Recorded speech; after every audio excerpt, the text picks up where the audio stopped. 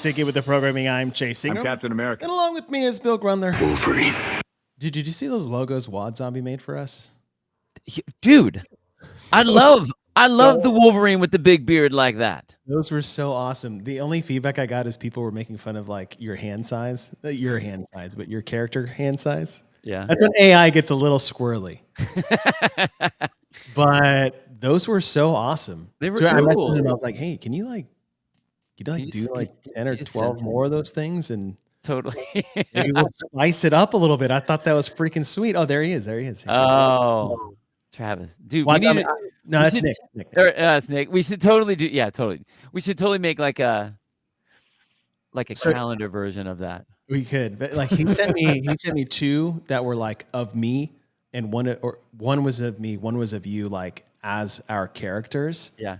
And I haven't sent it to you yet because he said he's still toying with it. Oh, okay. But they look freaking sweet. That would be badass. Yours is badass. Well, it's something Wolverine. How can it not be badass, dude? Let me see if I can pull this up. I was like, I got to pull this up without like all of my like DMs. Right. I bet I have anything bad in here. Oh, let's see. Do you get messaged a lot just from people? Yeah, totally. I got one this morning. It was just awesome. This guy, Derek, just saying thank you for just nothing you need to say thank you for, just about, I need to use the latest version of the damn it.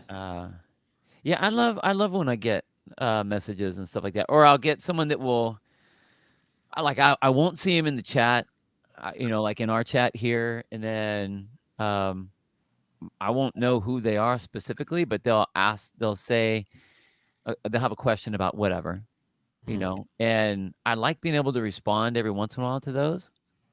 It's like, we hear you, man. I got you.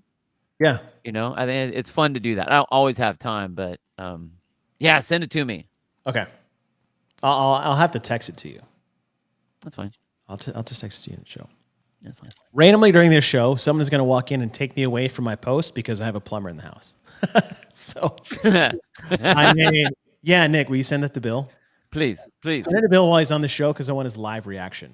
So when you send it to him, comment, and then Bill can take a time out and look at his phone. But yeah, dude, if I'm like, hey, I'll be right back. Okay, first of all, your Chase Norris outfit was amazing. Did you like that? Dude, I was like, that's so good. I'm like, that's why he was growing the beard out. I get it now. Yeah. I get it. So I dressed up for Halloween. My kids were Captain America was my son. And to everybody's comments, no, I did not make him do that. That was his own personal choice. And then my daughter was Elsa. Of course. Which I told her, I was like, are you sure you don't want to be Anna? Because like you're more of an Anna. You got red hair. It would work better. But she had this like white wig, and she got about an hour out of it, and then we had another hour without it. But then she had she had the red hair and a ponytail. I don't know. I love when my daughter has a ponytail. She just looks so much more like girly. Yeah. It's fantastic. That's cool. It's so cool. Yeah. It's funny that Wad Zombie has us doing the Wolverine and the Captain America thing. I've been Wolverine way before like CrossFit stuff. Okay. Like a bunch of times. I have this one. I wish I could find the picture. I'm wearing, it was like the very first, when Wolverine first came out, the Hugh Jackman style Wolverine first came out. Mm-hmm. And I had these gloves. I had these rubber gloves, these big, thick rubber gloves. And I actually put big old spines on them. So I had that. I had my hair was shorter, so I couldn't really have like the pompadour kind of setup. But I went. Well, originally Hugh Jackman had short, like he had a kind of a short. It was shorter, but my hair was short, so I couldn't really make it look. I had to have a little bit more hair to do it. But I totally had the sides that would kind of come up and it'd go to the back, and I had this like leather jacket and the jeans, like the white shirt, and I had this cigar. And there was this picture that I took where I had my blades were crossed. And I was looking down. I had this cigar, and there's like this smoke just kind of coming around my head. Dude, gotta find the picture. It was a sick picture. It was super fun. Nick said he sent it to you. Oh, okay. Check your. I'll check it out. It should be on Instagram, so like your DMs. Checking it. It better be that picture, not something sent from. Oh, dang. Dude, isn't that thing rad? Shit, now I Like need to work out. hardcore rad. Can I put it up? Can I put it up? Sure. Yeah. All right, here. Oh, hold on. Let me turn mine off. I mean, put some glasses on that guy, and there I am. Yeah. That's sick. Isn't that cool? That is sick. So sick. So sick. I love it. Well, now I got to pull up mine. If Bill's going to show his, He's gonna show his. I gotta I show gotta mine. show mine. Yeah, totally. Which sounded so dirty. Oh, let's see. What has he got for me? Okay. Check that out. Dang, dude. Isn't that cool? Yeah, those So, are that was rad. cool. Thanks, Those Nick. are so good. But yeah, so I hit him up. I was like, hey, dude, please. Yes. We should do that. But all right, welcome to the show. Getting started here. Happy post-Halloween. We are in November, hard charging. It is November 3rd. And, Bill, I saw your brother post. Yeah. And, happy belated to your... Well, it's not really belated. Today's the day. Today, happy birthday to your late great dad. That is true. He would have been 80 today. 80. 80. Dude, some of the pictures your brother put up is like, your dad is a fucking stud. Dude, he is such a badass. It's rad. It's cool. Like, you always think like, I got this from my mom and I got this from my dad. I got this gene thing, that gene thing, whatever. The craziest thing is, he was a physical looking dude, 6'2", 215, worked out all the time, just big legs, big arms, big shoulders. I had a very strong presence. He's a fucking amazing athlete, but he was always a teacher and a coach, always. And so we got that all the time. We always got him teaching and coaching us all the time. He was my high school, wrestling coach and stuff too. So when I am coaching, his voice is coming out of my mouth daily. My mom, she's so hot. Look at that. Look at those guys. Look at your dad, man. Damn. Dude, get to the one with the chops. My dad's got like the hair, and he didn't put the motorcycle one on there, but it's look at those burns right there. Dude, I got the same photos of my dad. I know, aren't they great? Aren't they great? That's awesome. Man, yeah, he was badass. That's his dad too. His dad, my grandpa. It's funny, you will. I can't wait till Dylan learns to drive, because the way you will teach him how to drive is how your dad taught you how to drive. And what's funny is I was in the car God, dude, with these two guys, and dude, it was hysterical. It was hysterical. My grandpa yelled at everybody. What are you doing on the road over there? He's driving. He's seeing him. My dad was that a little bit less, but he called everyone a bonehead. I call everyone a bonehead on the road. My daughter knows that I call everyone. I go, Joe, what do you think about that person right there? What do you think I'm going to say about that person? He's a bonehead. I'm like, yep, nice. He's a bonehead. Yeah. So funny.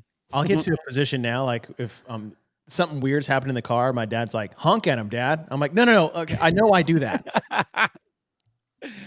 But yeah, I saw this come up, man, and I was like, hey, happy birthday. Look at you guys. It's a bunch of little chillins right there. Now, who's who? Are you down left? I am. I have the blue tank top on. Okay. Jim has the yellow one and down at the bottom, and my youngest brother, Matt, which is the tallest of us all, is on top of my dad's shoulders. Oh, really? Yeah.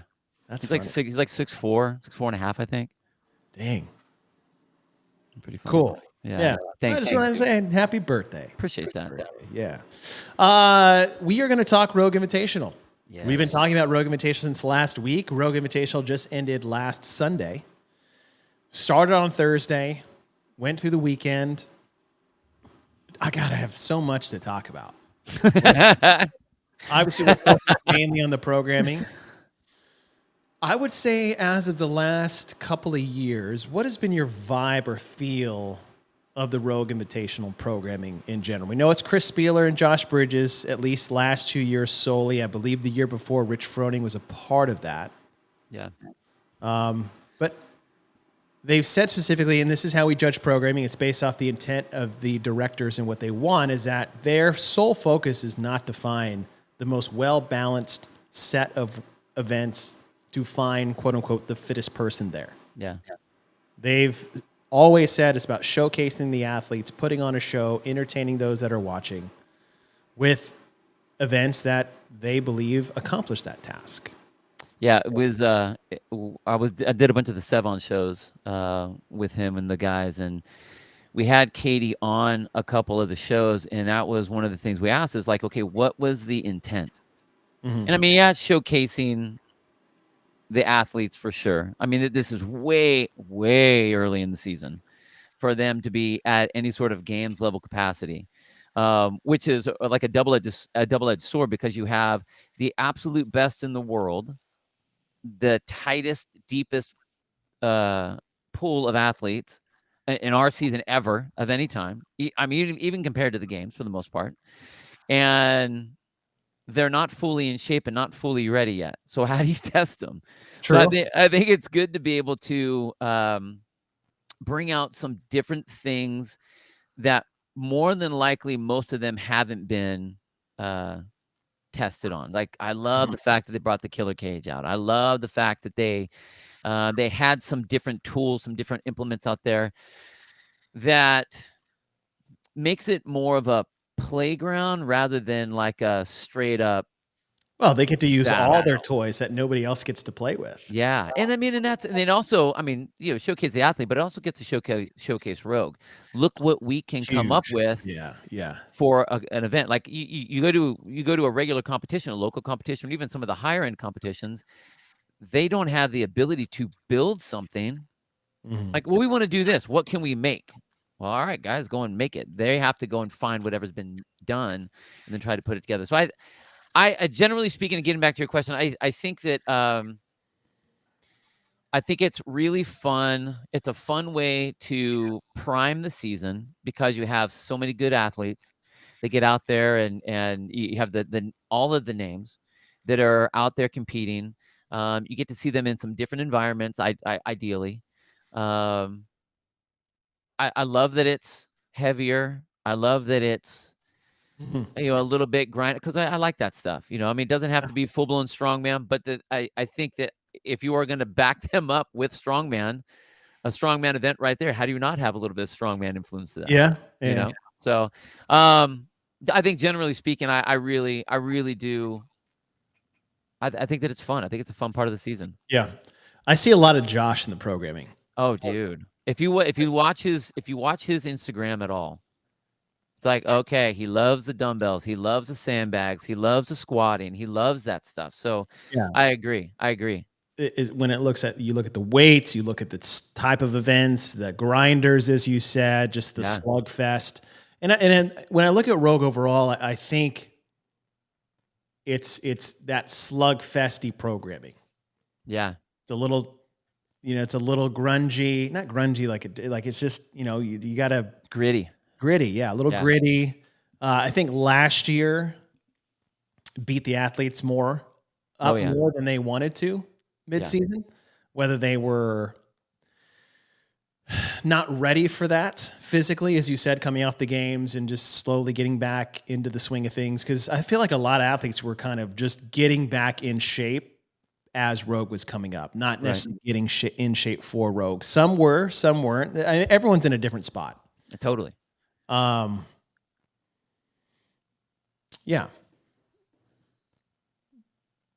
But I do see a lot of Josh in there. But that's not, and I don't think that that's a bad thing. It's like we've said it all the time. Is like you see the programmer in the programming. There's a little. It's like someone else's brushstrokes versus like patterned or that's not a negative. I just say it's like I do see that when it comes through. And well, and I that's not. I think what I like about the fact that Katie has Josh and Chris in there is. I mean, even when you think of just those three names, Katie, Josh, and Chris, like that is the beginning of our sport. So how do Yeah, you not have I like could get that? behind that trio. Right, you do what you do. You do with where you came from. Like me and you, we've been doing this CrossFit game a long time, and so our roots, our programming style is rooted in Mhm. very old school CrossFit, and I think those three same way.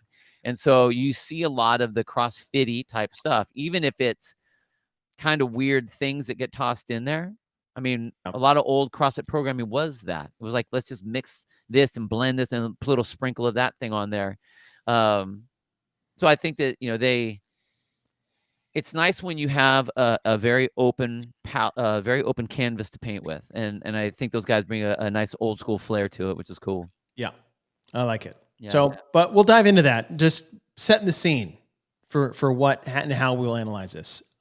Before we get there, this was a big deal yesterday, but new coming to the OG Culture. By the way, shout out to Sherpa Works, OG Culture. They were out there on site at the Rogue Invitational, absolutely crushing it with all the apparel that we have coming out. New Just Show Up shirts, which anything not sold that weekend will be on the website at theogculture.com. If you guys follow us on Patreon, you have a 20% discount code.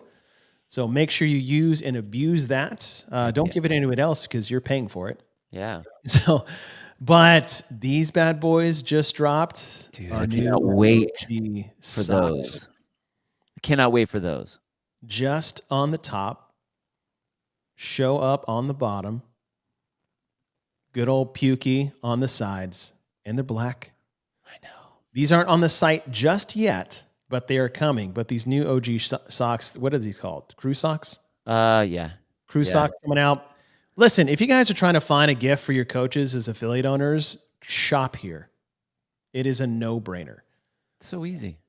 It is a no-brainer. All the stuff that we have out so far is on the site. If you guys are watching on YouTube, you can see it right now. Again, it's theogculture.com. We've got new patches, new t-shirts, new hoodies, new headbands, OG patches.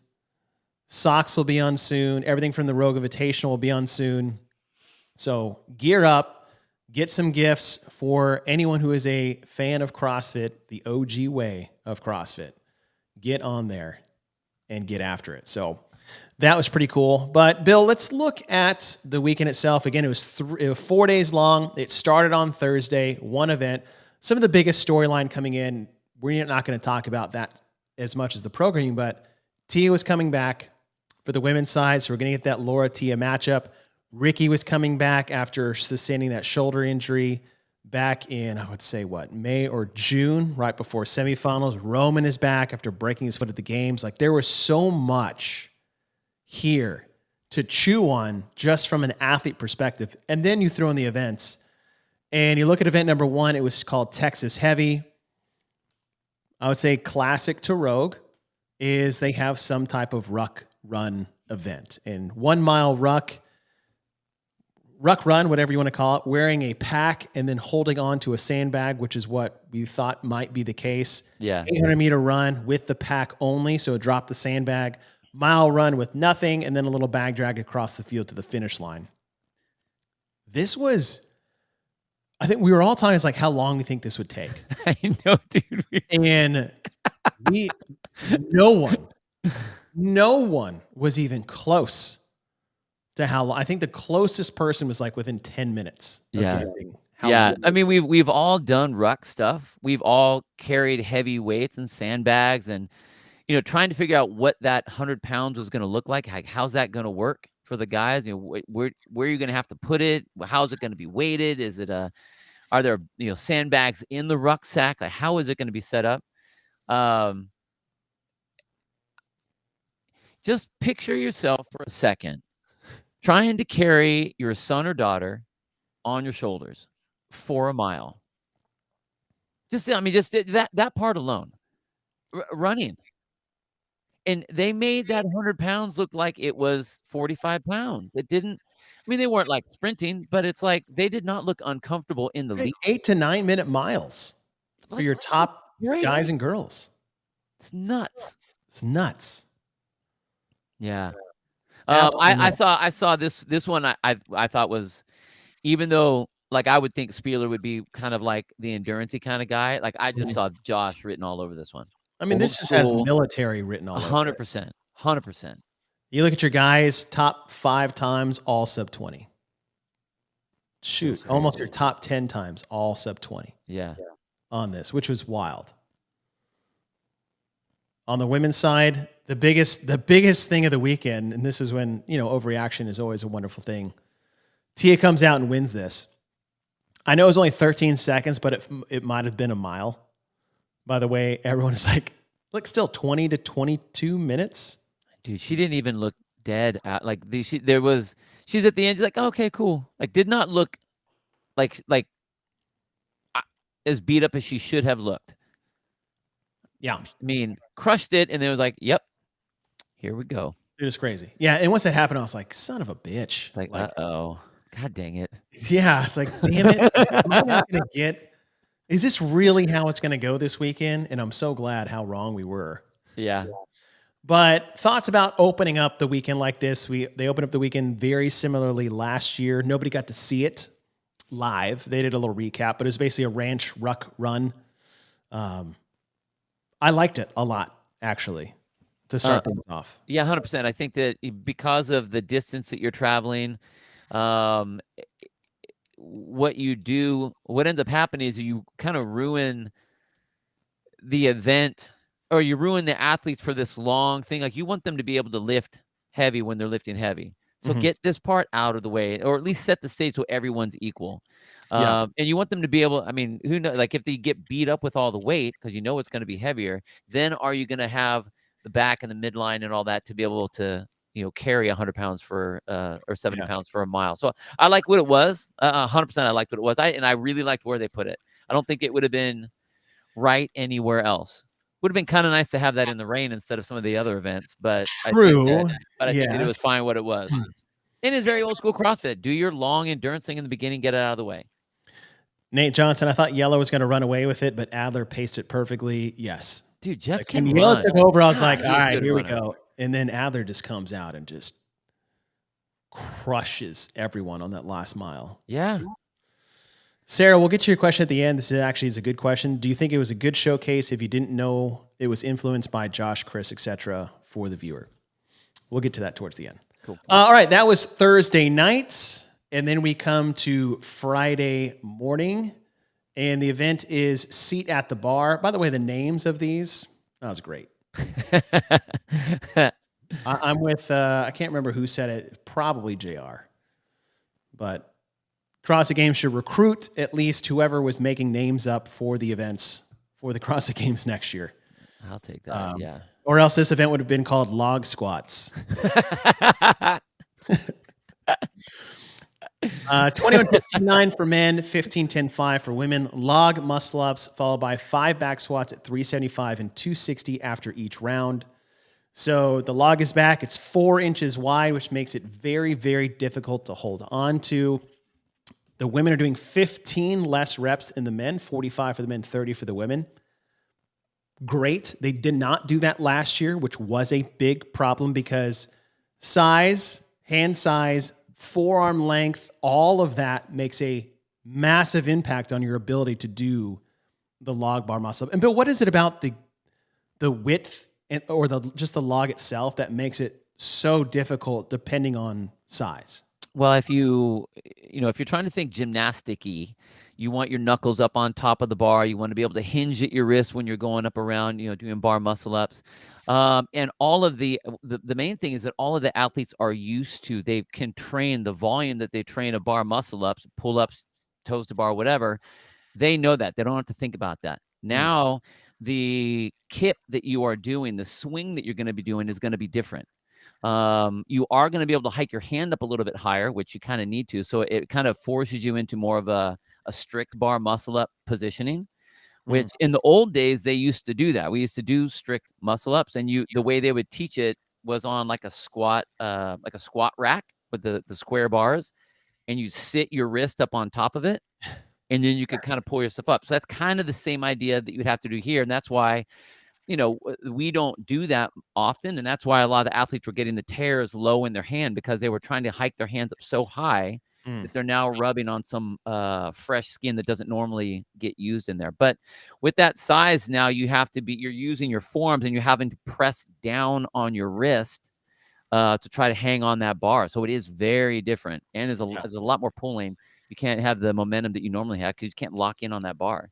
Yeah, and if you saw like any slow motion video of someone doing this, all you saw were their hands just slip off the bar. Totally. Totally. And I think that they were smart. I like the fact that they brought the reps down also. Just with hand size, as you mentioned before, Chase, like, think about the barbells that we use. Like a 45-pound bar and a 35-pound bar. If the width of the spine of the barbell is smaller because of that. A men's and women's bar. A man and a woman's bar.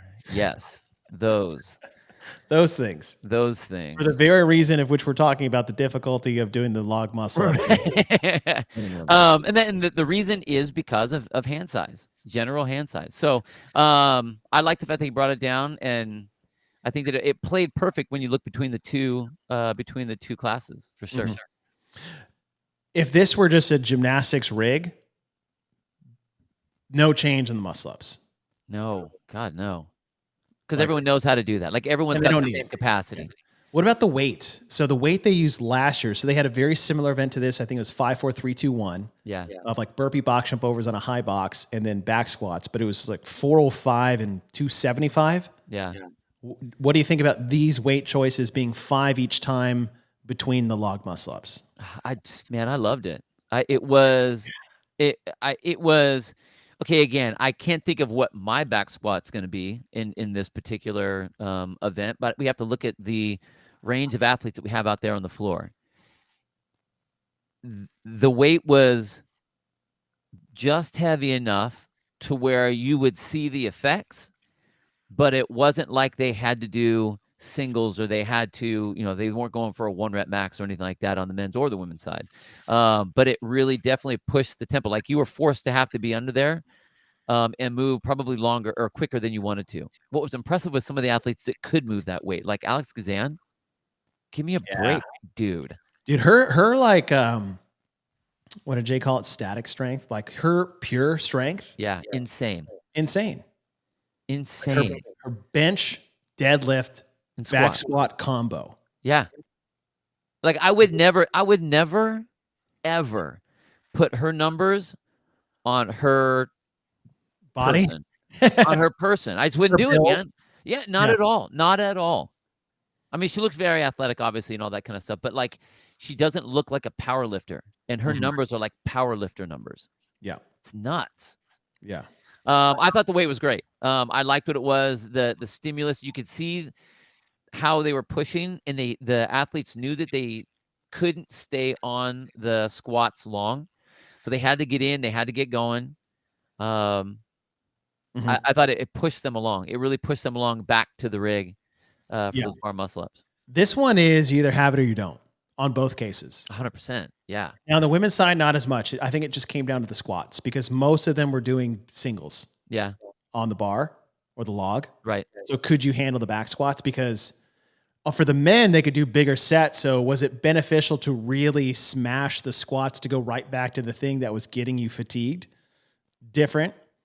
But you either could squat the weight or you couldn't. So you either did well or you didn't. You either could handle the logs on the men's side. I think on the men's side, it was really the squats, and on the women was the bar. Yeah. The log, sorry. But I think not universally, but I think. Well, I think I was going to say like that piece. Yeah, no, I agree with that. I think that piece of what you're talking about, you either have it or you don't. I think that's something that we see throughout all the events. The way it's programmed. Yeah. It's like, it's just heavy enough for the athletes that are above this line. Okay, they can move. The ones that can, it's like, well, okay, you're now on the other tier. Same thing with whatever other, like in this particular one, the gymnastic movement. If you have them, okay, good, because you're going to need that to buffer against the part that probably you don't have. True. Or back and forth. So, which is what you'd want is like, hey, your gymnastics component, but usually we see that with ability to do that. Yeah. Well or not well with volume, or you got the strength. It's not going to make or break, but this one is like pass or fail. Right. It wasn't like good or bad. Yeah. Marginal. This one you got I would say high difficulty upper body pulling for the gymnastics. It was just difficult to do. I would say like high adaptation. Yeah, that You too. know? And then just strength, lower body, squatting, heavy. Right. Event 3. This is still on Friday. 3 rounds for time, 40 or 32 cal skierg, 5 single arm strongman dumbbell shoulder to overhead with those sear bells modified for CrossFit hands, which are small. And then the killer cage. And before we even get into this, I am so happy we got the killer cage back. Oh my gosh, dude, it was so good. It was so good that whatever they teased last year pissed me off so bad. Just that one set of monkey bars. And this year it was just as, I mean, how many times do people talk about the killer cage? Like, oh, they went monkey bars down and back. They're like, cool. Like, no, it was amazing.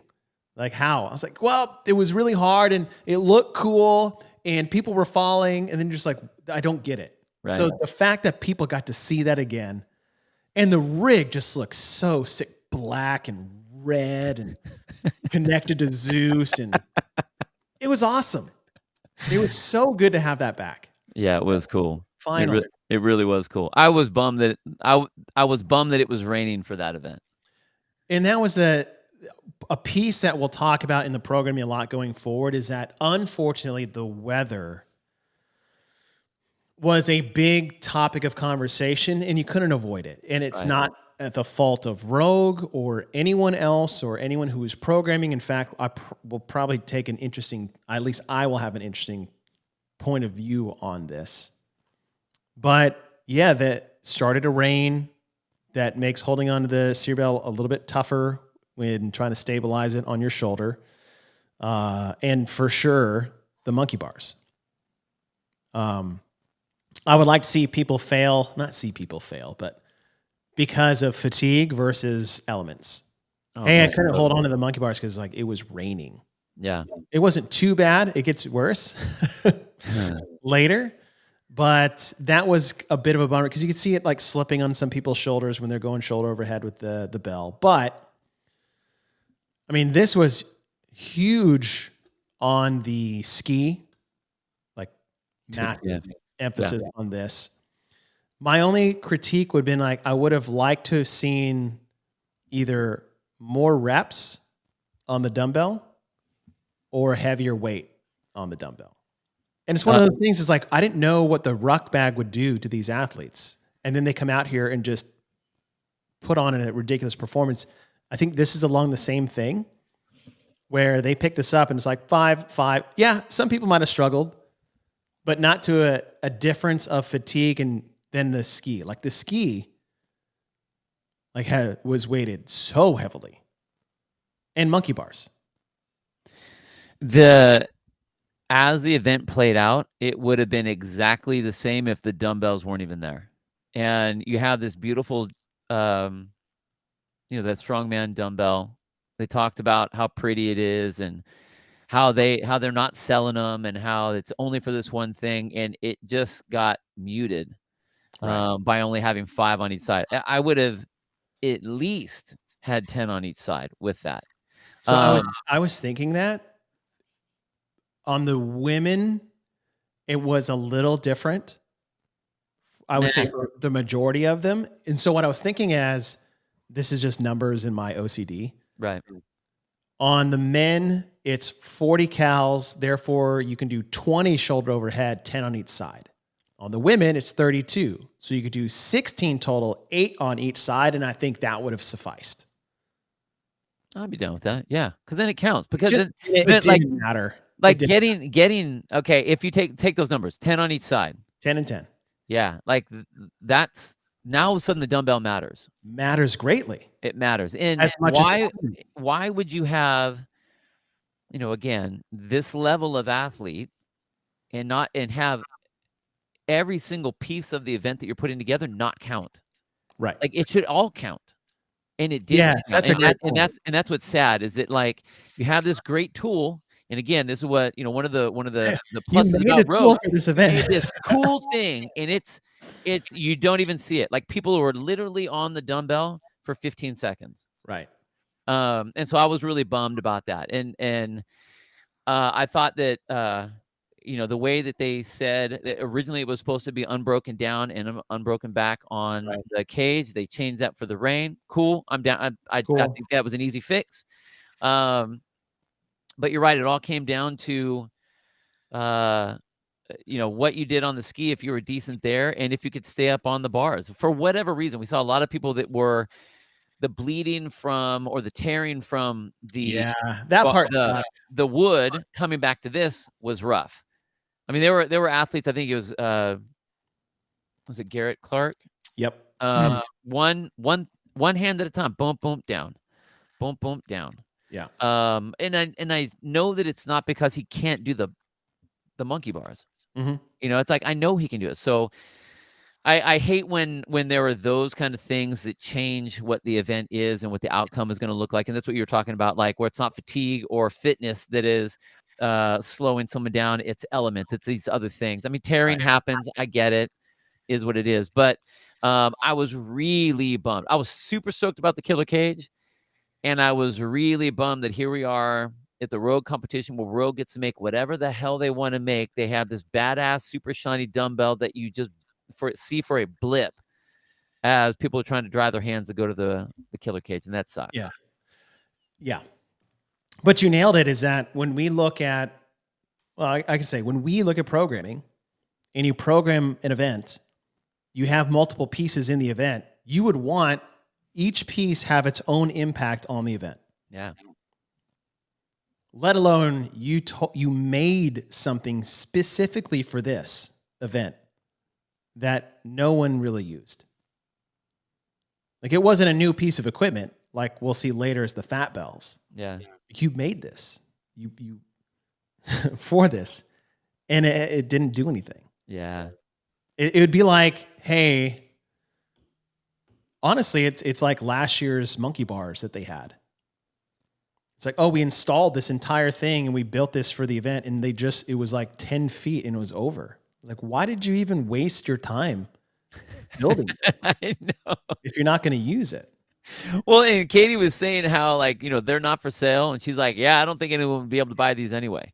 Right. Like, so you made all these. Like, I would have loved to have seen, like, this was great and it could have been even better. It would have been awesome that this bell mattered at the end of the day, that you spent all this time fabricating for. Yeah. And it just didn't happen. I think the simplest one is like, it's hard to make these at the right weight. So double the reps. Yeah. 20 and 16, 10 on each side, 8 on each side. It would have mattered. People would have had a break. Why? Because people had to row slower or faster on the ski rig because of their fitness level. People had to drop off the rig because of their grip fatigue and take breaks. Nobody took breaks here. No. It didn't matter. Yeah, so that was too bad. It was too bad. But at the same time, like, I liked this event. It was fun to watch. I just would have liked, right, constructive criticism. There should have, without a doubt, more reps here. Yeah. Because these athletes made it look so easy. And that's the risk you take, right? How did you test this? Who tested this? Was it the fittest people in the world, or was it someone who was super fit 5 years ago? Well, it's a different ballgame. And watching Roman, work the dumbbell from the one side into the swing between the legs, right back up and overhead again. I mean, It was literally a 15-second, it looked like a breather as he was, bringing his heart rate down off the ski before he had to go and hang up on the cage. Yeah. Dan Dye question. This is a no-brainer. What weather condition would you rather compete in? Downpour rain or extreme heat? Rain all day. The heat will kill you. I've done it. I've competed in the extreme heat. I actually like competing in the heat. Because it's a big, and here's why, because I'm used to that kind of with wrestling and all that kind of stuff. So like that you can win by attrition. Yeah. You know what I mean? I've done extreme heat regionals. I'm not saying it doesn't suck. I'm not saying it doesn't suck. But if I was going to have my best opportunity, major problems, it would be when it's hot. All right, so that was the end of day 2. We had the bar squats. Oh, because there's only 2 events on day 2. Yeah. Log muscle ups, squats, and then this little guy. And so we have the ski erg, which we've got the little monostructural, pulling in triceps on the ski. Triceps a lot, actually, more than you would ever think. We went overhead, finally. I say finally, it's event 3. And then we did monkey bars, which is grip, pulling. And then we wake up on Saturday and we do the 10th inning. 10 rounds for time, 4 ring muscle ups, 8 kipping handstand push-ups, 12 power snatch at 95 and 65. That's 40, 80, and 120. It's 120 reps of gymnastics movements of pulling and pushing, and 120 barbell movements of pulling and pushing, where the pull on the gymnastics is not as prevalent as the push. Right. But a lot of these athletes were pretty chewed up with their grip going into this. But the press out of the ring dip is the main, I would say, roadblock for people when they get fatigued on the muscle ups. Rarely anyone at this competitive level, I say competitive level, fail to pull over. Right. Then the handstand push-ups, which is making that even tougher to do. And then the pull through the middle with the snatch and the press out to lock out. Like there was so much someone might have mentioned this, but I feel like it should have been mentioned more. Like this is just Rogue's version of Nate.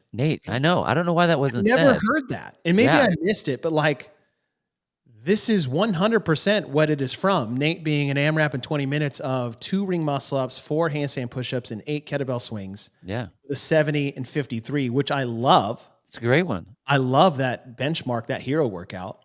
And I rarely heard anyone talk about it. They might have talked about this on like the premium desk. I didn't listen to it.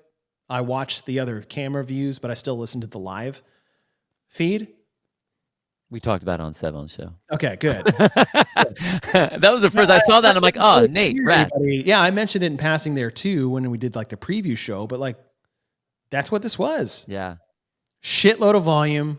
This is something actually we talked about, JR, when you were talking about Crash Crucible, is programming high volume events without using monostructural elements. Yeah. But this was a freaking slugfest too. Yeah. There was a lot of talk about, well, first the talk was about, okay, how's everyone's hands going to be able to handle this with the bar muscle ups on the log, the killer cage, having to walk across that thing, and then all these 40 ring muscle ups. It was a lot. I didn't see nearly as many people looking at their hands as I would have, or I thought I would have. Yeah. Although I did see a lot of like taped hands, so everyone did a great job of taping up their hands, which is really cool. What was crazy was the next discussion was always going to be on low back. The low back you have on the extending of the back on the backswing for the ring muscle up, stabilize on the handstand push up, or if you get over flexed as you're pressing through the midline, and then the snatch where you're pulling from the ground. And it was amazing to me that with all of that discussion, the vast majority of athletes that were doing the snatches were doing straight-legged snatches. Dude. I was like, you guys, I know you can do that, but you have 120 of those things to do. Yeah. And, and not even that it's, I understand the racing element for sure. But it just seemed like, okay, you have to at some point think that 120 reps is going to also affect the other things that are coming up, like a 1 rep max deadlift that's going to be coming up, sandbags that you're going to have to be doing. And you want to at least conserve it a little bit. And I don't think that if you would even do a little bit of a power snatch, keeping your shoulders up over your hips, that it would slow it down that much. Yeah. I just didn't think that it did. But one thing that I will give kudos, even though I saw a lot of that, is I saw a vast, if not all of the athletes breaking the snatches up fairly right away, pretty soon. Yeah. And that was cool. Well, I know Nate had this comment about the handstand push-ups. It's like, it was only that problem if you made it a problem because you tried to do the bar unbroken. Right.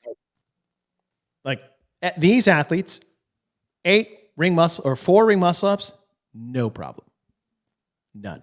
8 handstand push-ups, jokey time. Might as well be just push-ups.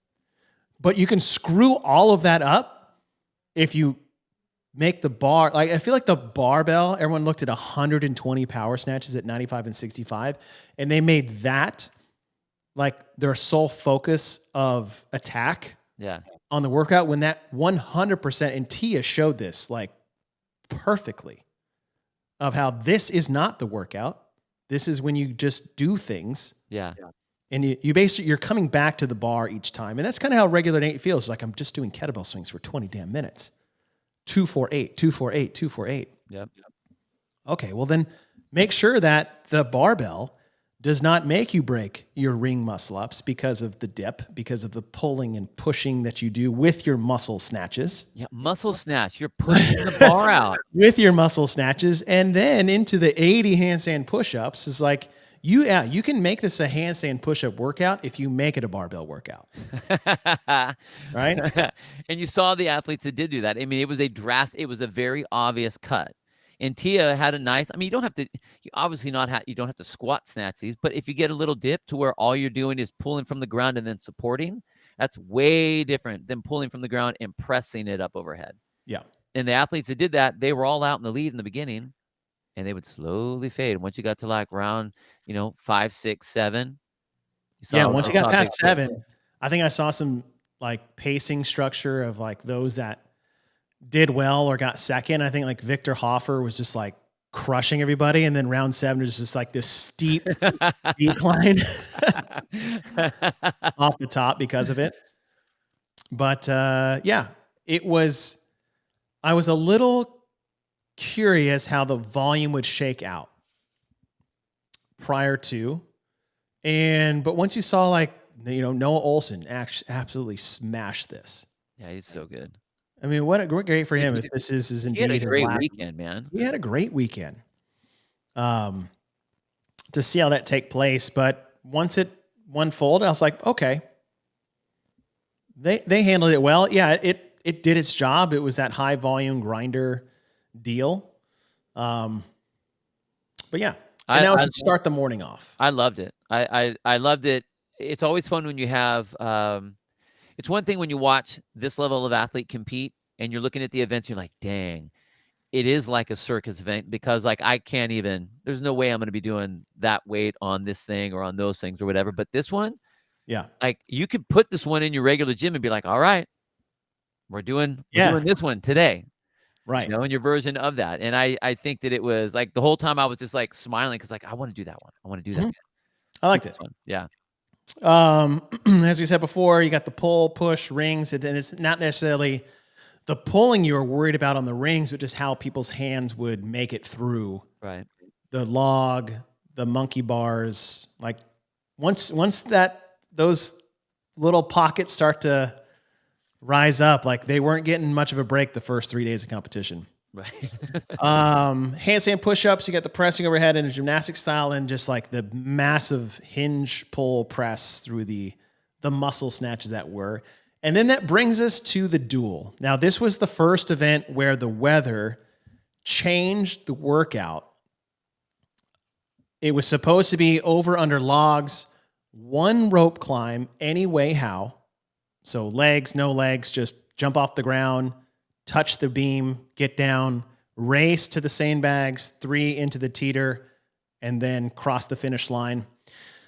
They took out the rope climb at the time for weather or potential weather, right? There's a few heats that happened all weekend long where some had less rain, some had more. That's unfair.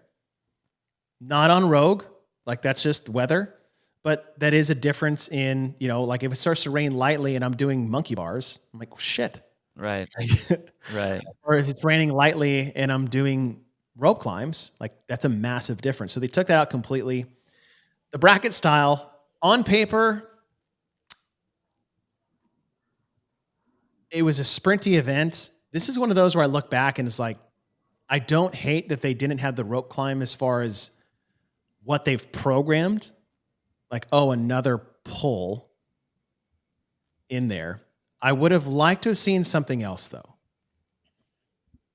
Just by the way it's unfolded. Well, I'll just say this. Taking out the rope climb completely changed the outcome of the event. Yeah. I asked Katie about that when we had her on the show, and I said, Yeah. what was the intent of the rope climb in the race? Like, what did you want that to be? Was it just, can they pull up a rope climb, or was it an execution type thing? Because we've talked about that a handful of times. Like, do you not have the skill? Do you not have the capacity? Are you able to execute under either this particular duress or this amount of fatigue, or um, are you able to execute with this little amount of room for error? Hmm. And she said that she wanted it to be an execution element. Okay. So with that being said, and I didn't say it at the time, and I know that we had talked about it, having something else in there whether you could have an execution element like handstand walks or another gymnastic type skill where it's like, okay, how fast do you push this one thing, even though you're sprinting the other part, and you have the Yeah. sandbags for the most. It wasn't really, it wasn't hard for the athletes to do. In this, when they took the rope out, it became important about how fast can you go, so that you can see there's a little bit of, if there was a percentage of sloppiness, Yeah. then you drastically change your outcome of that particular race. Hmm. But it would have been nice to have something like that, whether it was handstand walks or something else, because you're right, you take the rope climb out and it is a completely different race now. Yeah, 100%. And as Patrick said, it's a la Alpaca from Right. 2022 CrossFit Games. 100%. Yeah. And what's important there, and we'll see this later, is before things change later, I was adamant that, okay, if you're going to replace a execution element, then it should be replaced with an element that is Execution also element. execution based. Right. One of those being a 30-foot handstand walk from Zeus to the bags unbroken. Right. You can still go fast. I mean, these were taking less than 25 seconds. Right. Right? Or since they use that later, it could have been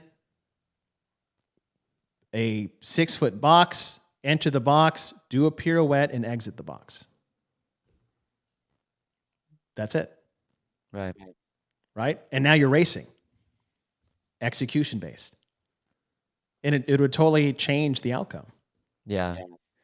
The other part of this, and I agree with that 100%. Whatever that's going to look like, that's fine. I think that it would have been more fun to have an execution based thing, because it does that's the test. Yeah. It's not just, okay, we're not doing a 50-meter sprint, Mm-hmm. but that's basically what it turned out to be. Yeah. Was literally just that sprint. The other thing that I didn't like was the way that they seeded the top 5 athletes up to the front, so they didn't have to go out and get cut. All right. And Let's start there. my problem with that is that at no time in any other event, you can reference it back to even what we would do in the Open. Like if you're in the Masters athlete and you win the Open, you go into your first event of the online qualifier for the age groups and you have a win under your belt. And I'd had that a lot. I got it played for me, cool. But that is not, like, I shouldn't get credit for that. This is a whole brand new race. Right. Right. And it didn't happen for you. You're right. But you shouldn't get credit for not doing anything yet. In a elimination style, more than anything, everyone should have an equal opportunity to succeed or fail based on what they're doing. Not to get out there in front and get a couple points for not doing it. They got points for doing 0. Mm-hmm. I think you actually said this on either one of the shows we did or one that you were on. They were like, I think it was like 25 points. You got 25 points for not doing anything. You didn't even race yet. Yeah. Great job. Here, like, you already are in the top 5. Yeah. And now you have to get a more bonus. Mm-hmm. I don't understand. That's very surface level. It's like, oh, okay, cool. Pays to do better. But like when you're competing and you have a lot of money on the line, I don't think that that's good race practices to have that kind of stuff. So here's my favorite part about this argument is that, okay, we said if you get a bye, you get an automatic 25 points. It pays to do better by showing up. That should not be in a competition, in my opinion. Nope. On the flip side of this, it actually wasn't an advantage for those athletes who skipped the first round, because 3 of the 5 got knocked out on the next round. Why? because 5 people didn't get to do a run through and were learning on their first round against everybody who just got a taste of it and figured it out. So if one side is saying, you get it, you get a bye, you get 25 points, you automatically go to the next round, you get a gift there. And then on the other side is statistically, it is actually not an advantage. In fact, it's a disadvantage statistically to get the first round bye. Both of these are terrible scenarios. And they're like, oh, it's great, I get a free pass. It's actually terrible, and I get one less opportunity to get better. Because if you looked at, say, Tia got knocked out in that round or Adler got knocked out, if you put their times in the first round, they were better than the worst 5 times that were there. So they would have advanced and had someone. Every athlete, barring dropping the sandbag, got better every round. So you had an advantage by going first, other than the fact that you just got to skip the first round. But after that, your advantage was gone. Well, and I think that I agree with that. When you're talking about a race that literally is 25 seconds, 24 seconds, 22 seconds, right? Any understanding of the race you have is going to be to your advantage. Any like, oh, okay, if I just stay a little lower when I go over the wall on this time, if I slide under like Danny Spiegel did, where you do like the Starsky and Hutch. Yeah, I don't know that she moved. That was one of the most impressive things I saw on the weekend, was the way she did that last sprint. Insane. And I get that, but even if you get the opportunity to learn, everyone's supposed to step up on the line at the same time. Right.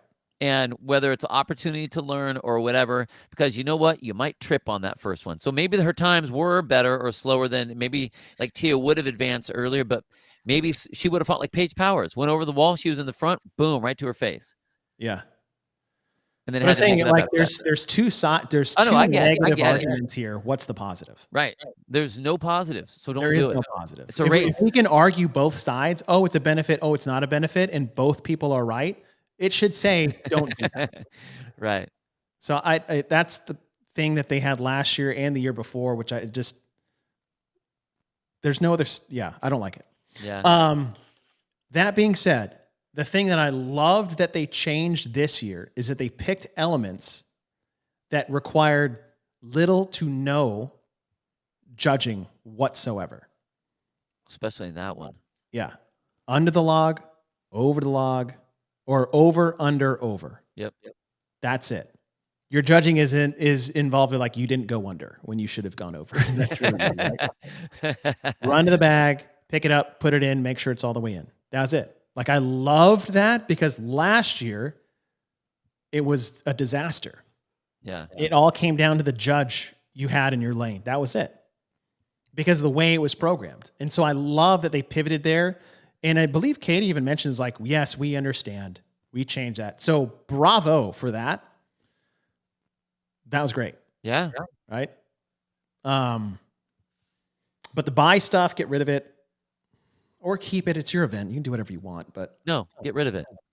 I mean, it's your event, but we're here to, like, talk about it. And it's like, no, I think that was a negative in this event. The races were cool. There was a lot of great footage, and I mean the hype on, the anticipation before the athletes had to go. Yeah. Like that was real. There was some really good energy with those high speed sprints. Some really good energy. Mm-hmm. But don't do it. Yeah. Right. There's no need. Because, like we said, and this will be the last time, is like, whatever your argument is that you should keep it isn't right. It's like, oh, well, they earned it, so they get to advance. I'm like, it's a disadvantage. Statistically, you are actually setting them up for failure, saying it's a gift. That's crazy. Well, then what do you think about this? And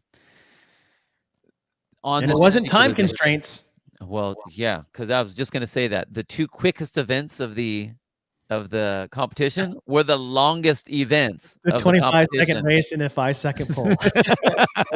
5 hours. So, like, I mean, they could have very easily. I mean, I guess, with the sandbags, maybe that's what it was, and they could have moved them side to side. But, like, while they're taking all the time, there was a lot of time in between those those heats to I think there reshuffle was a lot of factors that went into that we don't necessarily know about, but that long. they did recognize that it took long. too long. It Yeah, was long. it took too long. I mean, even if you go like guys, girls. Yeah. I mean, I was timing these things and it was 8 to 10 minutes between. I know. So now in the end, like you got these amazing races for the final or the final 5. Like you got that, but that doesn't make up for what it took to get, like having a great, like say, this is the feedback I had last year is like, I didn't like the final event last year. I was like 30 heavy clean and jerks. Cool. Like, well, the race was awesome. Like that doesn't matter. Yeah. Yeah. Right? It was so close at the end. It came down to the last bars. Like that doesn't like just automatically mean we crushed it. Right. Yeah, we crushed the program. You got lucky. Right. So the duel, right? Third try. They improved something. And my hopes, if they do this for the fourth time's a charm. Fourth time's a charm. 4 times a charm. So how many with Laura and Danny, how many times did they sprint that? 5? Danny did 5, Laura did 4. Or maybe it's 4 and 3. I like 15, 10, 5, 2. I'm torn a little bit on the idea of the actual final. Like the actual the last 2. Like I get it. I get it for the hype. I understand the head-to-head. Duel. I get all that. I get all the stuff. But the thing is that, like, even if you were to do, and especially in this one, it's kind of apropos, if you're doing the 100-yard dash in the Olympics, you run through all your heats. They don't put the top 2 guys at the very end to race them. You have your final heat. Your final heat goes, and you win, you win. Yeah. I understand what it's supposed to look like for the crowd. But as far as, like, I don't think program-wise, I don't think that did anything other than, like, if I want to win the race and I won the race in the last heat for everyone that's there, it's like I already won. I got to win again. It was entertainment value. I understand. Right? I get it. I see what you're saying. But for what they say and do, entertainment value. If you guys don't know where Coffee Pods and Wads is from, just look at the way he spells favorite, and you will know it's not from the United States. All right, I think we walking like this as he signed up too. Yeah, totally. Enough on the duel. That being said, I love bracket style things if they can nail down the timing, take the judging out, fix the system at which they use as far as moving people on, and this could be like it could be everything they want it to be. You know they want it to be faster. You know they want it to be entertaining, right? That's what they're trying to do. They haven't nailed it yet. So, getting there. After the duel comes that's not right. Comes the 1 rep max deadlift. Now, I don't know if this timing is right, but they said that the duel took almost 5 hours to complete, and then the deadlift almost took 5 hours to complete. I believe that.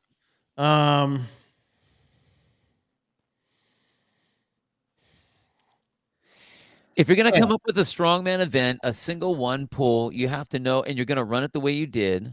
Yeah. You have to think, okay, how many bars do we think people are going to get through? There is no reason for athletes to be pulling 18 bars as they are attempting to get up to the top. And if people have north of 450 pounds, that to me was either an untested or a surprise. under assumed. I mean, we've been saying how much we've been under assuming these athletes from Texas Heavy. I mean, I think didn't they make I think they made a switch for the guys' weight, the starting weight, didn't they? Didn't someone say that? I don't know. Make it lighter or heavier? I think they started heavier, I thought. They could have started heavier. But like you have to as cool as the sandbag to shoulder event was at the games, for the final couple reps, like that was cool. Yeah. The fact that it took an hour and a half to get there was not cool. And this was very similar to that. Like, the final deadlifts were great. It was cool seeing the top dogs going for it. They already had their tie break. So instead of going 10-pound Oh, jumps, the tie break. go 20-pound jumps or something to where you can up this up and cut the number. I mean, like, max, dude, how many times do you think they should be pulling? Max 8? Phew. I was going to say 5 to 7. Okay. So yeah, less than 10. So if you have them go 20-pound jumps instead of a 10-pound jump, if you want to start that low, Yeah. or get them up there and start. I mean, the other thing is this: it's like you can't be worried. If you didn't have a tie break, then I can see, okay, you don't want to have it where you have chunks of like 8 people that are all in the same bar that go down, but you have the tie break for that. Now the tie break, I mean, whatever the jerry can carry, like, okay, whatever you want to make your tie break, whatever you want to make it, Mhm. that's your tie break. So you already have it set that up. So don't worry about how many you're going to have that tie. Start heavier so you can actually get up to the top weights and you can keep everyone engaged. Like, it was so long. Uh, Like, I felt so bad for Sean and yeah. Adrian. Like, Yeah. mostly for Adrian, because it's like, what could he say? He couldn't Yeah. say execute any more times. Right. He just couldn't do it. Couple things. Thank you. Thank you. Oh, what up, dude? Thank you, Eden. Appreciate that. What's up, boy? What up, dude? One, get rid of that tiebreaker. Like, why? We just did that, didn't we? In the duel? Just use your dual finishing place as the tiebreaker for the deadlift. The sprint across the floor. Okay. Tim Paulson had a great idea for this. He took a page out of the 2013 Regionals Overhead Squat event where you could pick your starting weight. Right. So that you were given, so at regionals, you were given, say, I think 4 different starting weights weights. too. I Yeah. think it was like 135, 185, 225, and 255. The weight jumps had to go by 10, and you only got, let's say, 5 attempts. It was a time frame, so it was up to you, but let's just say 5 attempts. I feel like that would have been a better option for these athletes for entertainment value, time, and basically physically getting beat up. 18 deadlifts north of 400 pounds is a lot. 450, right? Once we get to 500, I mean, we got to 600. That's at least 6 lifts over 500. Right. Weren't we jumping 10 pounds? Yeah. Then 5 for deadlifts? Yeah. So make it, you can start at 365, 405, 455, or 500. Or 5, whatever. Pick 50-pound differences, and you get 5 attempts. Or just go into your out, whatever. Well, I mean, you can do the same thing. It's like Olympic lifting competitions too. You set what your opening weight's going to be, and you start there. If you miss it, if you don't get it, then what you do is you score what below the lowest weight that was hit. Or if you miss it on your first attempt, I'd say you don't get another attempt. If you choose to go up high, yeah, you get a you 0. don't get it. That way, it's like, okay, start to come on down a little bit. You don't get any weight. You didn't lift any weight. You didn't lift any. Yeah. So many. I mean, there were so many other ways to do that, and it's. I mean, I am not a fan of the 1 rep movement anyway. I think that it's a gimme to a handful of athletes that are always going to get it. Always going to get it. If Chandler is in the event, Chandler is going to be in the top 3 of any competition anywhere in the world with a deadlift. He's just going to. Just like Sam was the same way. But if you're going to do it, then you just have to be, I think, a little bit more cognizant of what you're trying to get out of that. Yeah.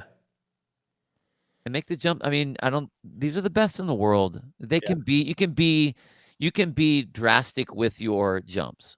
Mm-hmm. It's not like a class where you can only go like 10 pounds or like regionals or something. You can get up there. Yeah. Yeah. I mean, I see people pick up heavy weight, but it just, yeah.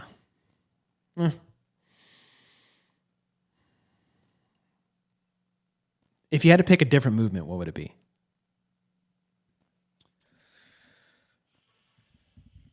One rep. One rep. Cluster. Okay. Squat, clean, thruster. I'm tired of doing clean and jerks. I'm tired of doing snatches. We do them at every competition. We do them at every single stage, everywhere. Back squat.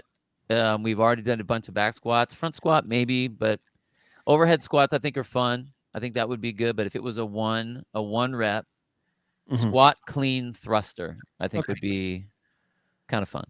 I say put all the platforms in your one special one in the middle, which I did think was cool. And then put jerk blocks on top of them. And we're going for a 1 rep max shouldered overhead. Why? Because we don't need to pull from the floor. They have and will pull from the floor and hinge way more than this. And we need something overhead. Oh, well, okay. I didn't know you were talking about how it fits in the program. I thought you just meant in general. Sorry. Absolutely. A pressing overhead. Yeah. Right? I mean, block, it's dynamic. There's drama. Deadlift, there's no drama. No. They didn't get it. Yeah. There's just they keep pulling. We'll see. Anyway. Yeah. Saturday. Okay. Event 7. We have the event that changed a bit. Start things off in the morning. This is the one where it was originally, so this is the original one. It was 30 cal echo bike, 20 fat bell ground overhead at 70 and 53, which are those round ball. They were cool. Yeah. Cool looking. 75-foot front rack lunge to Zeus. I bet that was with an axle bar because they did that the year before. Run to the sled, pull it up, or it says push here, up the hill. It's meant to say run back, lunge back, fat bell, ground overhead, 30 cal echo bike. It changed to bike, ground overhead, 20 back step lunges with the dumbbells, run, reverse sled pull or bag pull, up, down, and then on your way back. I didn't mind the change due to the weather. I like the fat bells. I don't feel like the rain really hurt that many people, although it started to rain. Yeah. I mean, unless you turned your screen off, then it didn't actually hurt anybody. It helped people. This is an event where why I say it's like hinging from the floor 120 times with the power snatches, pulling a heavy 1 rep max from the floor, and then this one after that is why I was like, that's a lot. Because 70 and 53 is not light. And with those awkward bells, which looked really cool, I like the chipper. What did you think about the change in how it maybe did or didn't affect what maybe the original programming was? I liked the fact that they kept them on the fat bells for the lunge. Kept them contained. It kept them right there. It's a weird object again. So even though everyone was getting comfortable putting it behind, I think we've seen lunges and front rack lunges all the time. I thought that it was cool to have that. It was only 20. Wasn't that many. Pulling the sled backwards. Okay, whatever. I think that was a different little stimulus going up the hill. Quads. For sure. It was interesting with the rain, watching people slide down. That was so cool. It was cool that Laura told Roman to go down, and he's like, "Oh, like a kid," and she's like, "Yeah." Oh, she said that? Yeah. Oh, I didn't see that. Yeah. Oh, that's cool. It was crazy, and he totally did, and he had the biggest. Dude, he was going down the kid like Chandler Smith was going down like the most like smooth criminal gangster. Like, I hope that turns into one of those gifts that nobody knows who this actually is or what the context is, but they use it for everything. Oh, man. It was Totally. beautiful. It was so Beautiful. good. But I really liked, I love those fat bells. I thought they were so cool. Mhm. Um, I loved this chipper. I thought it was great. I thought how it was set in the rain, it was fine. The rain didn't really affect it. The change, I don't think affected it. I like the fact that it kept them right there so they aren't having to walk up and down. It's cool to have that, but we have that all the time. Yeah. So I liked that it was 20 and 20. I thought that worked out great. I really like this event a lot. A lot. Like, the people who won were also the same people I thought were gonna win Yeah. when there it is. Before it changed. So, like, how they modified this, I thought was great. Yeah. Look at this. Chandler just look at that. That guy's done a lot of cool things. It's the coolest thing he's ever done. It's like one of my favorite moments of the weekend. Just nailed it, knew where the camera was, couldn't have picked a better pose. He didn't stop. Like, it'd been awkward if he just like stopped in front of the camera because he got stuck. Right. It's great. I like this. Yeah, it was great. It looked cool in the it looked cool in the rain. It didn't really bother anybody. Nobody complained. Yeah. Nobody slipped. Nobody had any issues. My only thing is, like, Hulk hands. Oh, I would have preferred Mega Man. totally. You know, Totally. just thought, it was a great opportunity. Great opportunity. And if anybody, like, if you don't know who Mega Man is, You're not in the master's age group. yeah. What's that? Like, it's my buddy sent this to me today. He's like, if you know what this is, and there's like some pencil sharpener, then it's time for like a colonoscopy. Like, are you telling me Look at this those is things? come on, Mega Man, Yeah. right? Hulk hands. So I just thought it was a missed opportunity to go back on our old video game. I like it. I like it. But I like this event. I like the way where it's put. I like the movements in here, the chipper, the expanse across the field. I thought this was one of the better program. Not any actually was a bad programmed workout, other than like little nuances, like we talked about the dual and the deadlift. But I enjoyed it. No, it was a good one. It was a really good one. All right, and then we come to event 8. It has been raining a lot, and it's called Big Cat. And I guess it's called Big Cat because you're jumping over high boxes and you're climbing a wall, I'm assuming. Like a cat.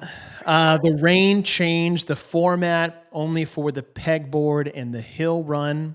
So they switched the 2 pegboards for a 50-foot handstand walk, run around a pylon at the base of the hill, and then 50-foot handstand walk back into the box jumps. Before this started, we were told that it was supposed to be unbroken, which I was all on board with.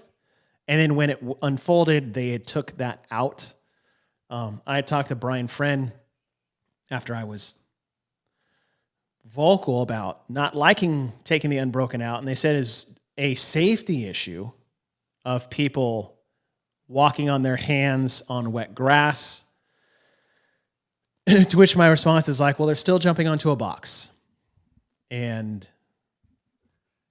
like, you did safety for one, and not focus on for one and not the other. They're not walking down the hill on their Right. hands. And I like how they It's took the flat. hill out. Like, we saw that the hill is slippery. And so Yeah. they took that out because the hill run actually would have been a huge part of separation in this original event. Huge. Right. And people would have potentially wiped out. But the only person that slipped was on a box jump, and that was Bethany Flores. So she fell 36 inches on her back, and she was fine. But I was like, oh, funny. The one thing I said is actually more dangerous ended up being right. The one thing, okay, so here's why I didn't like the unbroken part or taking it out. You touched on it exactly when it said is if there's an execution element in the event and you reprogram what that movement is, it should be the same thing. So, for example, a pegboard is an execution-based element. You, once you begin, don't get any credit for getting partially up the hill, Right. or up the board. If you come down, it's over. That's execution-based. I think I'm ready, therefore I will begin, and it must be unbroken all the way down. Handstand walk should have been the same thing. It originally was, and they took it out. I'm bummed that they took it out because that keeps it execution based, even though you went from pulling to pressing. But I'll say the change that they made outside of taking the unbroken out was actually better for the overall programming for the weekend. That they took out this pulling off a pegboard, which they didn't need any more of, and they put in an inverted gymnastics movement, which they were in dire need of. I actually like the change more than the original programming. I can see that. I can see that. I mean, they actually took out two pulls between the rope and then the pegboard. Right. So they took out two of them, which is I agree with that. I didn't agree at all with the. I understood the unbroken or the taking out the unbroken on the killer cage. Right. Because yeah, you have to hold on to the bar in the rain. Right. On a flat, wet ground, there is no safety issue there. Right. Like you might slip to your face. Come on, man. Like really?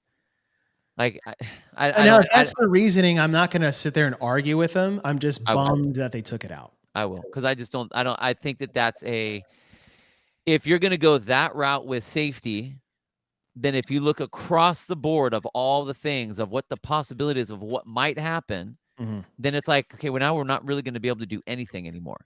Right. Just to your point, like the jumping on the high box. Okay, well, I need to jump at an angle now to get up on top of this box that has a bunch of water on top that I'm barely going to get my feet onto. Right. So that's safer than on a flat ground with water. Okay. And I'm moving flat. There's no hill. It's not like down a hill, up a hill. Yeah. So I don't. I think that that's a. It wasn't consistent. No, not at all. Yeah, there was a large inconsistency. I'm all for safety. I'm all for safety, but like consistent safety across the board. Consistent. Yeah. Yeah. But you're right. I do like the way. I do like how the addition of the handstand walk, because we talked about it earlier and we didn't know that was going to happen, or at least I didn't know that they were putting it in here. That's why we were pushing it so big on the sprint. Yeah. On the duel was for that. It was cool that they had that in there. I thought that they should have a handstand. They had so many gymnastic movements in this competition. Right. How could you not have a handstand walk of some sort? Right. I mean, they had log bar muscle ups, ring muscle ups, monkey bars. Yep. And they had handstand push-ups. Yep. And the dip portion of this. When you change, if you took out the rope climb, that would have been another fourth pulling movement and a pegboard fifth. Right. Versus one handstand push-up. This was the original programming. Yeah. Now you took out 3 of them. You put in a handstand walk, so now you have 3 and 2. And if we put that pirouette execution thing in the duel, now you're perfectly balanced on the weekend. Yep. Right. And Nate's right. Yeah, this changed the outcome of the test for some people, or the event for some people. But in my point of view, it actually improved the overall programming itself, putting these in here. And think about how many times like you put together an event, a workout, and you come back to it for whatever reason, come back to it, the people that are in the class doing your class, and then like you kind of make a quick switch. Oh, I would totally switch it like this if it was to go. If I was to do it again. And I think that's what happened. It forced them just to clean them up. Yeah. So that was event 8, and then we were waiting to see what the finale would be. And coming into the final with freaking Tia and Laura tied for points, winner take all. I can't remember being this excited and nervous about a single event. A single heat, dude. A single heat, a single event. Maybe the 2017 final with Cara and Tia. Maybe. But nothing like this. No, it was insane. And partly because of the programming. Yeah. 3 rounds, 25 double unders, just good old-fashioned double unders. 5 power cleans at 225 and 155. 2 rounds of 25 and 5 squat cleans. And then 1 round of 25 double unders and 5 clean and jerks. The original weight was supposed to be heavier. I think it's like 275 and 175. Yeah. They changed this because of the rain. They brought it inside because of that and didn't switch back to the original weights. Again, I think this is a change that made it much better because we've done plenty of heavy stuff to this point. Back squat, deadlift. We did high volume light barbell cycling. We did odd object cycling that's relatively moderately heavy. To come in and do something that's, again, really heavy for short volume, this switch made it moderate barbell cycling, which we didn't have. Yeah. And I thought they freaking nailed it. Because why it was so exciting? Because there was no room for error, and there was no single person that head and shoulders away had an advantage if they didn't execute perfectly. Yeah, the if the weights were the original weights, it would have been a completely different You knew who was going to workout. win. You would have known who was going to win before. Totally. I mean, totally. But the reason when you bring the weights down like this, it's like when you talk about if you do a heavy Fran, you're actually just being a baby. Like you're afraid to go fast. This with the weights that they picked, there were so many of our elite level mega athletes in our sport that failed a lift. Mm-hmm. And I'm talking Tia Claire Toomey. Right. Failed a lift. She had to double bounce the squat on the last squat clean. Failed the first clean and jerk. You have never seen her fail like that, ever. There were all kinds of athletes that were doing. Pat had that. I mean, Pat, geez, that guy, I feel so bad. That always seems to happen. Luckily, it didn't hurt him. Right. But there were, I mean, a lot of athletes that it just slapped them right in the face. And if that would not have happened, I don't think that would have happened at all. Because they would have been able to pace the heavier weight a little bit better. It can only go so fast. Mm-hmm. You know, but here it's like they all can do the weight. Yeah. I mean, dude, I almost saw, Danielle Brandon quivering up at the top. Danny Spiegel not being able to move it, like having to take a breath to see what was going on. Like it changed all of our strong athletes who we would normally think are like, they're going to crush it. All of a sudden it was like, whoa. Right. They almost lost it all right there. And why? It wasn't because the weight was too heavy. It was because the event was so intense. Yeah. That they pushed themselves to their max capacity and fatigue just to keep the pressure on. This is one of the best finales I've seen programmed at the Rogue Invitational, and it's not even without close. A doubt. It's not even close. 100%. This is actually one of the best events ever programmed at the Rogue Invitational. Yeah. Like you put this anywhere, right? And what we got to see is we got to see people just go at it. Not heavy clean and jerk singles for 30 reps and just work our way down the floor. This is what I mean by a final event that's worthy of watching some people race to the finish. It's execution based, it's intensity based, it's strategy based, because you had people like, oh, I'm going to go touch and go in the beginning. Like, yeah, go sure? for that. Or I'm going to take a little pause here. Or here's the crazy thing. The double unders had a massive impact on the outcome of this event if you screwed up. Because we saw that happen in round 2. Laura misses her first rep for, I think it was her second round. Yeah. And that allowed Tia to pass her. Yep. If you lose 5 seconds. Yeah. And so that made it even more intense. Now I'm talking entertainment. Screw like programming right now. Entertainment value. I was holding my breath every time they were doing double unders because I knew if they missed, now they're behind. Yep. How are they going to gain it? And so you're just like holding your breath the entire time. Who could cycle just a little bit quicker on singles? Stand up just a little bit. Like it put the outcome on the athlete's performance more than any movement, weight, skill, anything. This was the best for me. This was the best event of the weekend. It wasn't even close. Programming wise, entertainment wise, obviously entertainment wise because it was intense. But as far as programming, this is my favorite one. Hands down, easily. I would put this event in top 5 CrossFit events. Wow. Like that good. Because of what it did, because of where it put the athletes. And if you go to old school CrossFit, we have our monostructural piece, we have our weightlifting piece. Yep. It's not about just you are the strongest. You have to be able to move. And we talk about this all the time on the shows is I would rather show strength at how do you cycle 80% of your 1 rep max rather than what's your 1 rep max. Right. Like, to me, that shows way more fitness than I can lift one weight one time. It's showing these athletes and showing where they were pushing that level to where I mean, all of these athletes are so damn strong. We know what they can lift. We know what their 1 rep maxes are. And so many of them either one failed or quivered so bad with all of not just pushing physically to that limit, but in the heat of the race, knowing what they needed to achieve to go there. The pressure of the race, the pressure of the finals, the pressure of that intensity just buried on these athletes. And it was so fun to watch them do that because for a lot of these athletes, it was the first time that we've seen a lot of them be human. Like, Yep. and with Tia's bobble, that was as dramatic as when we saw Rich walk in the triple threes in the games.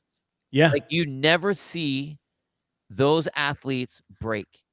And I saw Tia's head go down. And take out all the I just had a kid stuff. I get all that. Like, Yeah. you blew my mind that entire weekend. Like, Yeah. give me a break. Like, whether I said I didn't want her to win or not was not You're a saying that freak, I am Tia. not 100% like respect. Yeah. I give her the respect. Absolute freak. But I've never with all due seen respect. 100%. I've never seen her head drop like that. She missed that lift and her head went down. I was like, that's it. Tariq has a great question. Do you think Laura broke Tia? Yes. 100%. And that's what I thought the coolest part was, is that Tia knew she had to beat Laura. It was her only shot. Laura knew she had to put the pressure on. Like, I felt like this event favored Laura at the time a hair more than Tia, but Tia, without question, had the full capacity and capability to hang. And I think Laura just put her in a hole, and that's where that miss came from. Right. So crazy. All of those things, like when everyone talks about, what's the greatest event ever, and everyone talks about the push pull at the Carson games. It's not that event was programmed so spectacular. It was all of the things in the race that was involved in that. Between like Rich and Josh. That's what this has. This has not only, unfucking amazing programmed setup between the power cleans and then the squat cleans and then the clean and jerk. But the race and all of the pressure that was put on and what we saw happen in there was unreal. Yeah. Unreal, dude. Like, it was awesome. Yeah. It was awesome. Top 5 of all, I think, honestly. I can see that. I mean, I look at that a lot like the 2159 complex. Yeah. Like the movement pattern, power clean, squat clean, clean and jerk, 3 rounds, 2 rounds, 1 round. And it's very 21-15-9-ish, where everyone blasted 21s. Everyone did great on the 3 rounds of the power cleans. It was the squat cleans, just like on the set of 15 that always nails you. And then it's like, okay, well, now I'm at the end. What do I have left? Because that really sucked, that middle part. Yeah. It was good, dude. It was so good. It was so good. I mean, we got so fortunate with the races that we had, both men and the women. Yeah. Right. Heartbreak for Fikowski again. Dude. Losing out on a tiebreaker for podium again. Jeez. All right. We have come to the end. Now we will talk about our Element 26 thumb tape review. If you guys haven't gone to Element 26, go to element26.co.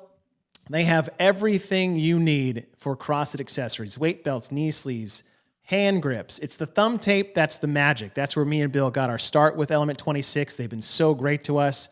Their wrist wraps, their knee sleeves, their rip repair. I've used all of this stuff.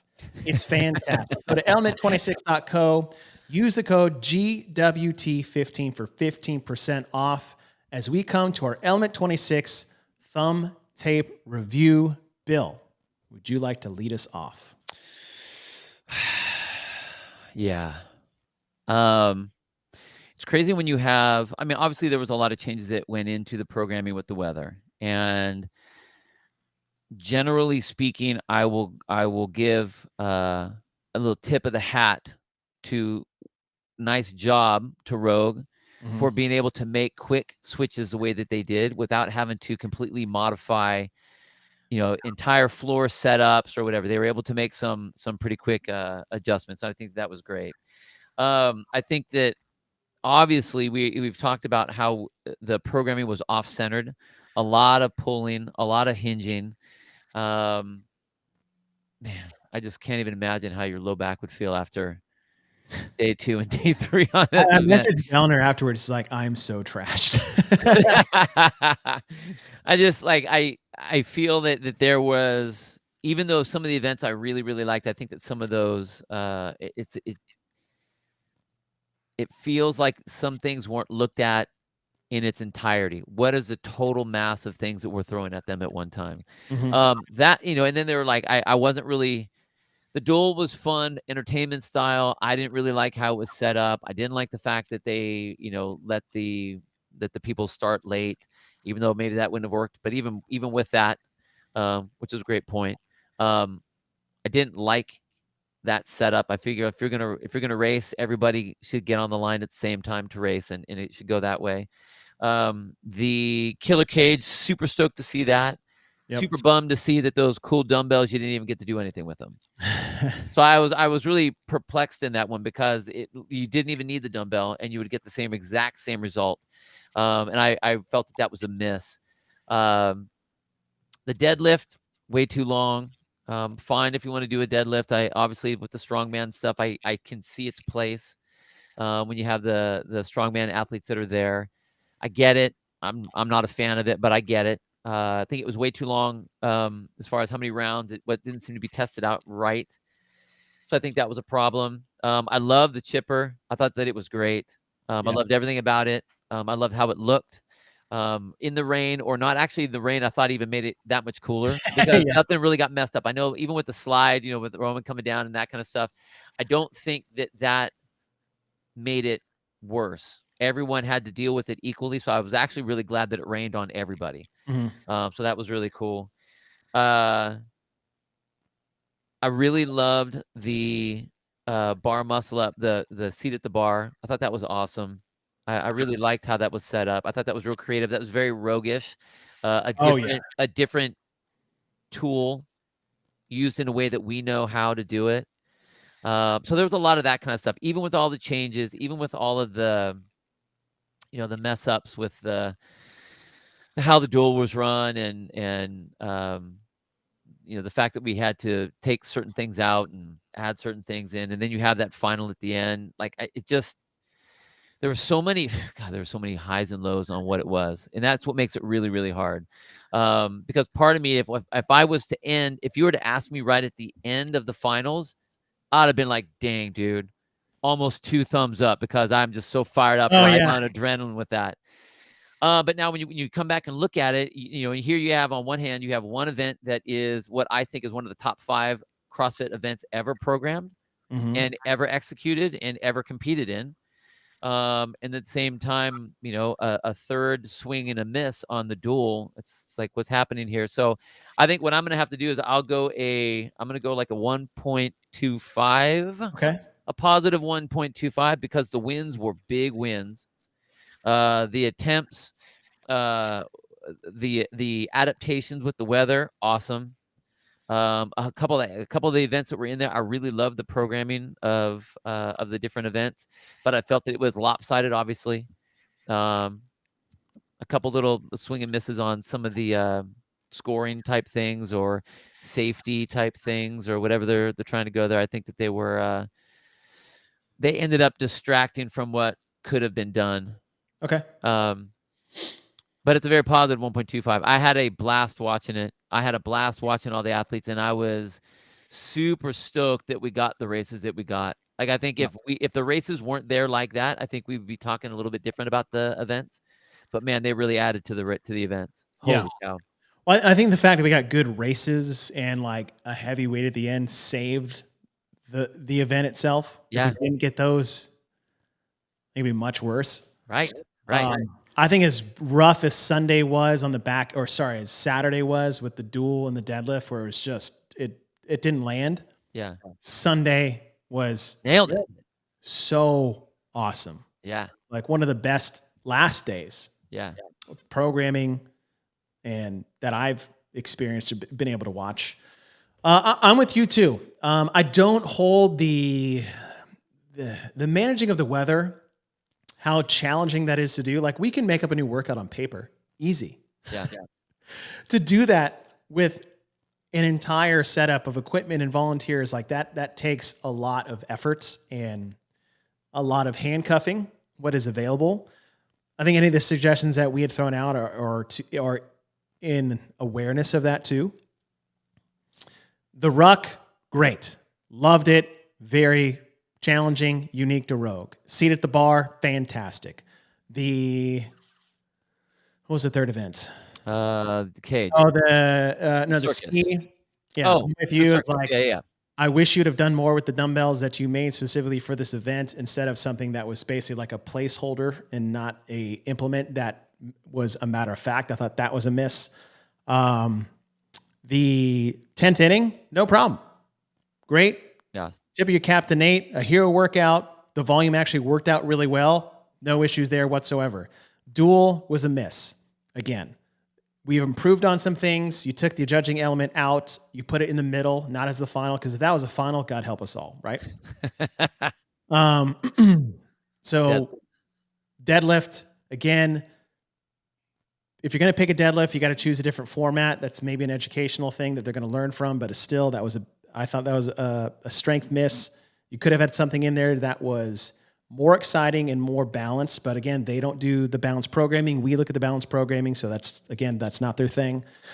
And then what was that? That's three things. And then you come into Sunday. I really like that they changed the weights to 225 and 155 for the finale. I think it actually made it 10 times better. If it was heavier, that would have been bad. Yeah. The unbroken handstand walk, I wish they put in there. Yep. So those are my four things that I'm taking 1/10 of a point on. I'm doing gymnastic scaling. The only reason why I'm giving them a higher score is actually the weather made their programming better. If they kept the rope climb and they kept the pegboards and they kept the weight at the finale, which they originally had, I actually think this would have been very bad programming. Yep, totally. I agree. Way too much pulling, way too much hinging, way too heavy weights. But the weather and their shift actually balanced things out way more. They took out 2 pulling elements. They put in 1, could have added another if they wanted to. The weights, like you said, the final event, great. So with that being said, I'm going to give them a strong 1.6. Nice job.